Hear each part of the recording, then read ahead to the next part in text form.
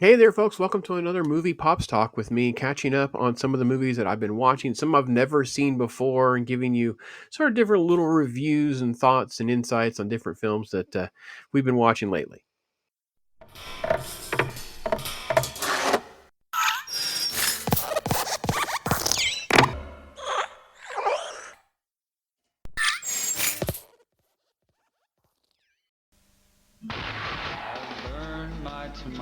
From the director of Walk the Line. He's a killer, Daniel. Somehow I have to bring him to justice. Here we go. On September 14th. This town's gonna burn! Justice. I'll take care of this. Is Wait! coming. Laugh while you can. Russell Crowe, Christian Bale, superb, thrilling, one of the year's best films, a masterpiece. 3:10 to Yuma in cinema September And the 14th. first up is 3:10 to Yuma. That's right, a film that I had never seen. I just never gotten around to it. I know that James Mangold has done some really good films, so it kind of gave me an excuse after revisiting Ford versus Ferrari that, hey, let me go back and watch a couple of his films that I had never seen. This one being at the top of that list. And what an all-star cast. He really goes back to the Old West to adapt something that had been done previously. I had not seen that version either. I didn't know much about Elmore Leonard's book or the short story on this, so that kind of really made me excited that this is going to be even better than I kind of thought. Like, why did I miss this? So, 1884, you have Christian Bale playing Dan Evans. He's a poor rancher. He'd been in the Civil War. He's injured. He's in debt. There's a massive sort of like drought going on, so everything is kind of chaos. The Pinkertons are there, so a lot of the Pinkerton stuff is part of this story. And then Ben Wade, he's this ruthless leader of outlaws. They rob trains. Russell Crowe is phenomenal. You also have this bounty hunter played by Peter Fonda. Ben Foster is sort of like the ruthless right hand of Crowe's Ben Wade. And then you have this sort of like journey of them trying to come to an agreement to get Christian Bale out of debt, get some money in his pocket by helping get Ben Wade to this prison train. And in the process, you start to learn more about his character. You learn there's a lot more to him than you initially thought. He's not just some sort of mindless evil villain criminal. One of the things of note is it's really a beautiful film. It's crafted well. The performances are interesting. I like a lot of the different character dynamics that are here. I can see why actors of Crowe and Bale's caliber were attracted to this film, why they wanted to be involved. The sequences are very good, very believable. Everything feels very natural and flows really, really well. One of the highlights is the fact that there's a B story with like the son who just kind of wants to be a man, wants to be treated as such, and they do a good job of handling that in a very realistic way. Like there's really no great solutions to any of these circumstances, whether that Christian Bale's Dan Evans is going to make it back home or not, whether he kind of admires the ruthless villain or not, whether it kind of makes him want to be the cowboy or the gangster criminal. Like you kind of have a little bit of everything. I mentioned him here briefly. Peter Fonda's not in the film a ton, but he's really, really good in his little role. I kind of forget about Peter Fonda sometimes. I didn't grow up in an era where he was the big megastar that he would kind of become. In a lot of the movies that he's in that people tout, I'm sort of like, I don't have that extra level of connection to. But I will say in this one, I love the fact that he kind of embraces that sort of like elderly, gritty, stoic Western character. But let's be honest, this film is all about Russell Crowe. He is phenomenal as Ben Wade. He feels very natural as Ben Wade. I don't know much about it in the grand scheme of interviews he did or anything like that. I feel that this is something that he would speak highly of because he just seems so comfortable. He pulls off these multiple layers of being a human underneath this ruthless outlaw facade. So at the end of the day, super solid film. There are great moments that make you connect to characters that are not on screen very often and kind of show you the promise of James Mangold's career. And while it is up and down and there's a lot of bombs along the way, there are a lot of successes, and this is definitely one of them. I'm going to lean into a very strong 3.5 to 4 stars on this one out of 5. Very solid film. Didn't avoid it for any particular reason, just didn't work out the where I had seen it, and I'm glad that I have. It's not top 20 sort of westerns for me, but it's also one that I would never have any aversion to watching again. Highly recommend that one. from the director of Walk the Line. I'm getting you on that train. You ain't gonna make it. The critics are giving 3:10 to Yuma 4 stars. The best Western since Unforgiven. Russell Crowe, Christian Bale. This town's gonna burn! 3:10 to Yuma on DVD and Blu-ray discs January 8th.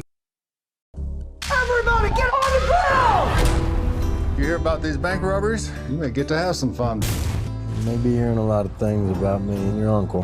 Whatever I hear, I won't believe. No, you believe it. I did all of it. I love you, Toby. Mean it. I love you too.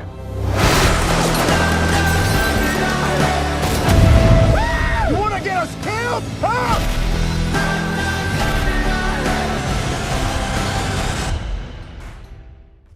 All right, up next is Hell or High Water. David Mackenzie directed, written by Taylor Sheridan. And yeah, it's a coincidence. It wasn't actually on purpose that Ben Foster plays such a key role in this film either.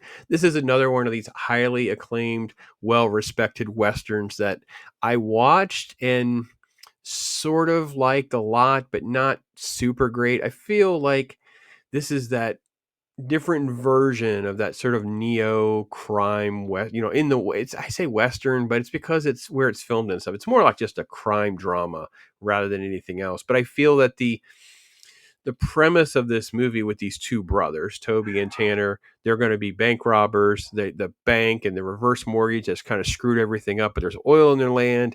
And then, of course, having this sort of chase across different locations by Jeff Bridges' character, who's literally at the end of end of his career, trying to retire. He's working alongside his little Texas Ranger partner, played by Gil Birmingham. The performances is pretty much what everything carries this movie. The movie has sort of a nice little commentary and all that, but it really is the performances. And I will say they do surprise you with making you really feel a lot more emotion than I kind of remembered watching this the first time. I remember enjoying the movie, not having anything great or bad or anything to say about it. I felt like Chris Pine was okay, as Chris Pine usually is. He's okay in most things. Ben Foster is really good, but between the two of them, they have such great chemistry. And I think that's what really makes the film work, is that the chemistry between them, and then pulling that off where they can kind of have this back and forth of what they want to accomplish and how they want to do it works great. And similarly, as you see here with Jeff Bridges and Gil Birmingham's character, the two agents, the two rangers on the case, they also have some fun back and forth. And it kind of always sets up Jeff Bridges' character, Hamilton's sort of like decompressing these situations with these jokes and these gags back and forth. Overall, again, another really solid film. Going to lead again into that strong 3.5. I like these kind of movies, so for me, it's more like a 4. I like these performers, Taylor Sheridan's script. It wasn't one that just jumps out at me that I would just throw in and rewatch. So I kind of lean more towards the 3.5, but I wouldn't be opposed to watching it again. It's like another one of those, hey, let's say if it's on, let's watch it. Sure, I'll watch that. Or, hey, listen, we're going to do a review on this. We can watch. Yeah, that's fine. So that's where I'm at on this one. This is an interesting one. I'm interested in what you guys think about this one, because not everybody talks about this one. It doesn't sort of get like the love and the praise that it needs or deserves. It's kind of your thoughts. It's a big bank. It's too big. That's what she said. They could, so they could swipe your money. If I say I'm an oil man, you will agree. This is my son and my partner, H.W. Plainview. You boys are a regular family business. You boys are a little late. We'll offer $1 million for full title. What else would I do with myself? You spend time with your boy? Don't tell me how to raise my family. One night I'm gonna come to you wherever you're sleeping, and I'm gonna cut your throat. Rated R. Starts Friday in select theaters. All right, unlike other films that I've talked about recently that don't get the love and the praise they deserve, There Will Be Blood definitely gets some, and I'm not sure it's enough. I think that this is a film that is just so magnificent. I'm not sure there's enough that we can say about it. You see Daniel Day-Lewis there as Daniel Playview. It's sort of a dramatic biopic piece. It's very, very epic in its nature, and probably the best film that Paul Thomas Anderson's ever done. I was trying to think about, without looking it up, like what are his best films, and this is the one that just stands so far above everything else. I know people love Magnolia and Boogie Nights And I'm sure there's some other ones. I hear a lot of love for Licorice Pizza, which is a newer film, but I haven't seen that one. But everything about this film is just incredible. So this is a period piece. Basically, this man who, finds oil. It's basically an oil driller story that takes place over years around the turn of century from the, pre World War One, and it's just these battles over land rights and how he basically tries to he just basically is a megalomaniac, nut job over getting oil rights and becoming rich and controlling things during this California oil boom that had happened. And it kind of plays off of a couple of different characters. The one that's most important is Paul Dano, who plays these twins and brothers. And then, of course, you have this other little boy who ultimately is taken in by Plainview because of a death. And he uses it as a way to manipulate people to get land rights and convince them, oh, he's just a regular dad. He's just a regular guy. He's, in reality that is not true, that he's just a monster. And it's sort of an unconventional villain story where he is sort of the protagonist and the antagonist. Like, he is his own worst enemy. Like, everything about this movie is so interesting and different in how they pull everything together. The themes, of course, deal with, extreme abuses of capitalism and greed and how all of that does. And obviously it culminates to the end where you have this character and there, he's got this deal with his family, and what comes to a head is, hey, listen, I screwed you over too, man. I'm not agreeing to any deal. I'm not agreeing to anything. He's so insane at the end of the movie. You really just can't get your head around it, and it just becomes crazy. And I have to be honest, it's one of those things where I don't even know how to kind of describe how this movie sort of like transcends what he's trying to accomplish. In other words, this movie has aged so well in its commentary on corruption and abuses of power and the things that have happened in the past and probably still go on today. It's easily called greatness, is I think something most people will admit that, but I also feel like it came out at the same time as No Country for Old Men. So it's sort of like there are these two films that kind of happen at the same time. And I don't know that either one of them sort of get the love and the respect that they both deserve independently of one another. And Daniel Day-Lewis is, as always, just absolutely magnificent in everything that he does. But here he's just phenomenal. But I think the biggest thing here is that Anderson pulls off you getting sucked into this story about this awful human being and navigating all these different things. And I think at some point, the appeal and the allure is, how much worse will he get? What else will he do to screw people? What else will he do to become basically like a savage? He's obsessed, and he is just so narrow-minded and focused on whatever it takes and who he has to steamroll to get to where he's going. And this film captures that in a magnificent way. This is an elite movie.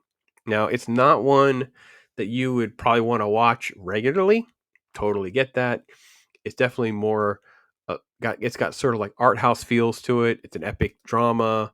It's a heavier film. So for me, it's a super strong 4.5 out of 5. This is a 9 out of 10. And the perfection would be if it was just more of an enjoyable experience, which it shouldn't and couldn't be because of what it's doing. But that really is the difference between this movie and like the 10s. It's the rewatchability factor, but it's because of the nature of the story and what they're doing, not because of any fault of the team and the creators and the performances or anything like that. Highly recommend. Highly recommend. There's a whole ocean of oil under our feet. No one can get at it except for me.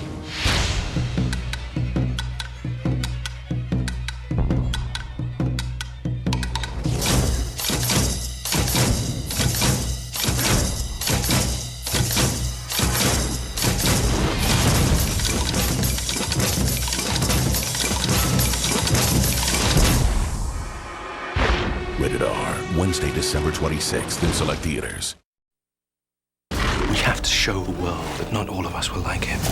That is not enough for me. What did you have in mind? We have to kill Hitler. Can I count you in? Any problem can be solved with explosives. Operation Valkyrie is in effect. If they catch you, they will pull you apart. Hitler's Germany has seen its last sunrise. Valkyrie, rated PG-13. The conspiracy begins this December. All right, next up for me is one you're going to be confused and frustrated by. Like, what do you mean you've never seen this? Now, I have seen Valkyrie, but I had not watched Valkyrie like from start to finish. So I felt like this was actually like my first time watching Valkyrie because I've seen so many pieces of it. I didn't see it when it came out. I didn't really watch this. It's just not the kind of film that's my go-to. There's so many sort of like creative liberties with it. And I just don't really immerse myself in sort of like this piece of World War II history and lore. And Tom Cruise feels out of place, but I guess he does look a lot like Klaus Van Stauffenberg. So hence the reason that he wanted to do it. And the film is very interesting in how it walks through his journey. He gets injured in Tunisia. He's there with his wife, and they have to basically get sucked into this anti-Hitler plot to assassinate him. Kenneth Branagh, of course, is fantastic. He's fantastic in everything. How is he not? And you have this interesting series of events that are kind of always transpiring that they're navigating around of how can they get to Hitler? How can they pull this off? They have their schemes and their plans. Man, I tell you what, in with Terrence Stamp, it's always good for me. Ludwig Beck, he's basically going to become the politician who's going to take over once their coup is successful. And what Valkyrie is the code name for this operation and how they're going to do it. And they do a good job of setting up failed attempts, things that don't work out. The cast is phenomenal. Bryan Singer does a good job with the cinematography. All of that's put together pretty well. I don't think that it gets carried away with showcasing anyone in one particular light or another. I love the film. I like the film. I really do. But I also don't. How do I explain that? I just don't care enough to want to rewatch it. Like it just becomes this. It's better than my 3 out of 5 type feeling about this movie. Like I am willing to admit that I scored this movie kind of low, probably compared to most people. Like for me, it's a 3 out of 5. And I'm sure it probably deserves to be more. I just don't, there's nothing here. I also feel like a problem with a movie like this, like so many movies, is I kind of know what's going to happen, right? Because we know it doesn't work out. So you feel like the stakes and how everything is going to play out is spoiled before you're on the journey. So I don't know that I enjoy that. It's the same problem I kind of have with like prequel movies. When they do a prequel movie and I'm like, yeah, but this character doesn't die. So my stakes, even if it's just subconscious, everything is lowered a bit. I will say that the end of the movie, as things are kind of coming to a head, it was fine. There are some emotional elements kind of pulling things that work really well. And I'm not going to criticize the cast or Bryan Singer. I think, this is a film that suffers from the nature of what it's doing, what it's trying to talk about, what it's trying to accomplish, rather than, hey, I did something significantly wrong. I don't think that's the case. But at the same time, it's not like I'm running out here. I'm going to tell you guys, hey, I can't wait to watch Valkyrie again. I would just be lying. It isn't something that I was just that enamored with or that I enjoyed that much. I think it had all of the positive elements to be a good film. Hence the reason, to me, it's solid. A 3 out of 5 is you go see a movie. 3.5 is you go see a movie maybe more than once. And then above that is when you get into the repeat. It's where its legacy starts to form. And I think war historians and people who really get into this stuff will love Valkyrie way more than I do. Totally fine. Add a star for yourself. But for the rest of us, like Mrs. Pops is not watching this movie. She could care absolutely less. So, I mean, if she were to score this movie, she'd be like, yeah, not my thing. It's what she would just say. It's just not her thing. I'm kind of in the middle between those two things. It's a little bit of my thing, but it's not really totally my thing, if that makes sense. So that's my general take on Valkyrie. Operation Valkyrie is in effect. This isn't a World War II movie. This is a conspiracy thriller set end the war. It is such an extraordinary story. It's about bringing down the greatest monster in human history. It's been a lot of fun working with Brian. It's everything that I hoped it would be. This is a very cool story, one that very few people really know. Hitler's Germany has seen its last sunrise. Valkyrie, rated PG-13. The conspiracy begins this December. There's a feeling around these parts that these brothers are indestructible. Do you mean immortal? On August 29th. Here's a new special deputy. I'm going to make your life real difficult. That's all. When the law became corrupt. Ain't no honor in the business. Everybody trying to muscle in. Brothers became outlaws. We don't lay down for nobody. Shoot them. And outlaws became heroes. It is not the violence that sets man apart. It is the distance that he is prepared to go. Lawless. Rated R. All right, next up for me is Lawless, the 2012 film by John Hillcoat with an all-star cast. I've never watched this movie before. I had always thought about watching this movie and kind of never got to it. I love Tom Hardy's work. I think he does a great job. This movie is, again, sort of not my thing. So I kind of always leaned away from it because it's just backwood, bootlegging, corrupt police sort of drama stuff. And it wasn't really ever my thing.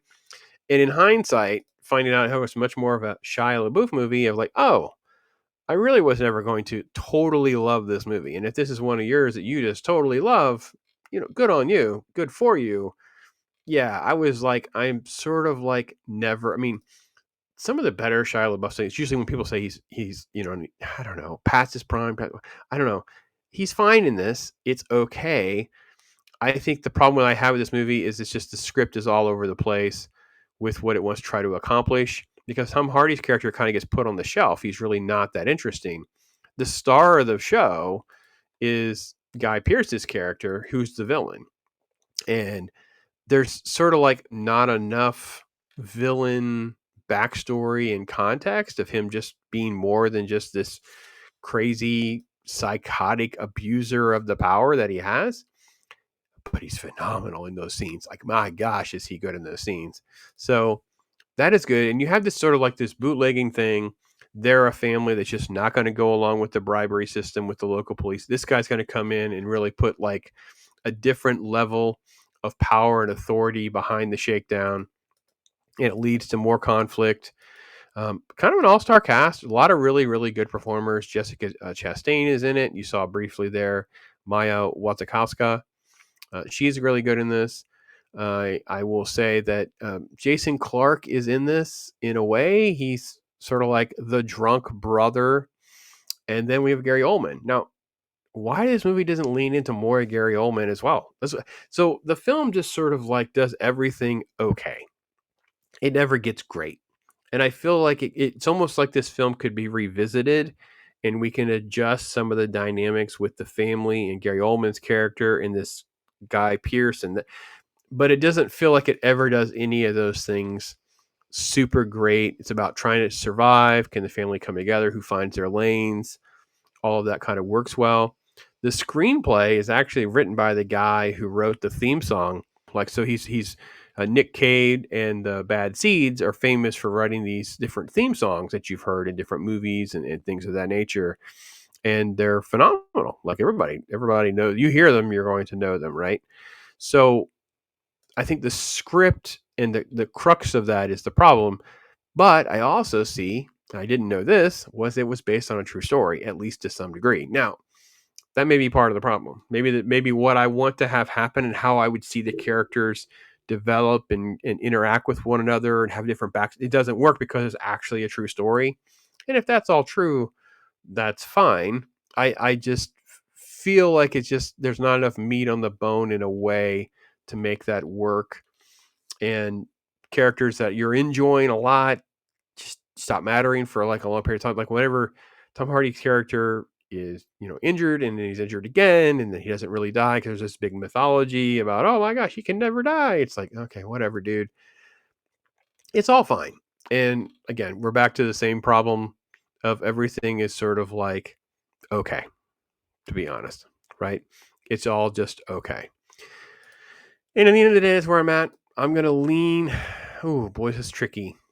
I hate knocking it down to 2.5 because it's better than a 2.5 out of 5 movie. So I'll just give it a 3, but it is a very weak 3. If there's one that's like, because it's like, let's see, a 5 and a 6. See, a 6 out of 10 sounds and feels better because it's not a 7.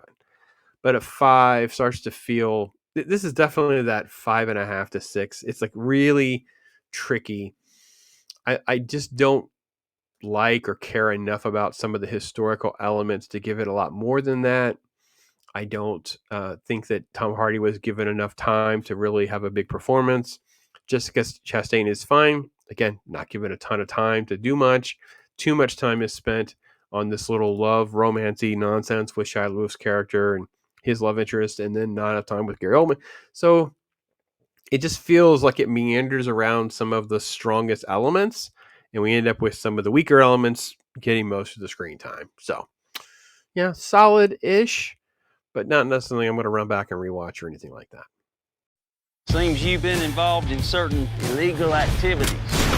On DVD and Blu-ray. This is a war. No fear. You ain't gonna survive.